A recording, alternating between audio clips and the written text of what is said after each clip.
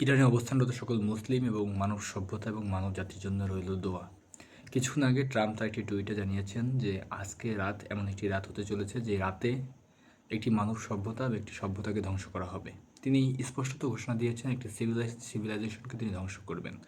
অর্থাৎ স্বাভাবিকভাবেই যদি আমরা এই টুইটটার ভাষা বুঝে নিই বা এই টুইটে যে যা বলা হয়েছে তার অর্থ বুঝে নিই, তাহলে তিনি ইঙ্গিত দিয়েছেন যে আজ রাতে সেই নিউক্লিয়ার ওয়েপেন হামলা বা পারমাণবিক হামলা ইরানের যে ভূমি বা ইরানের সভ্যতা, ইরানের যে অবস্থান সেখানে হতে পারে।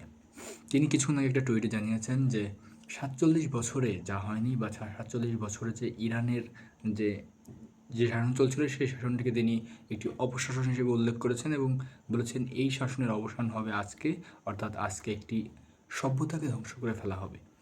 আর এই সভ্যতাটা তিনি স্পেসিফিকভাবে কোনো মানুষ বা কোনো কিছু ধ্বংসের ইঙ্গিত দেয়নি। তিনি সরাসরি ইঙ্গিত দিয়েছে একটি সভ্যতাকে ধ্বংস করে ফেলা হবে। আমরা জানি যে স্বাভাবিকভাবে যদি নিউক্লিয়ার ওয়েপেন হামলা করা হয় বা যদি পারমাণবিক হামলা করা হয় তাহলেই কেবল একটি সভ্যতাকে ধ্বংস করে ফেলা সম্ভব। আমেরিকা যখন সব রকম যুদ্ধে বা সব রকম অস্ত্রের যে প্রয়োগ সেটি করে যখন ব্যর্থ হচ্ছিল, তখন কিছুক্ষণ আগে যে ট্রাম্প টুইট করেছে সেই টুইটটা আসলে পুরো মানবজাতির জন্য ভয়ঙ্কর।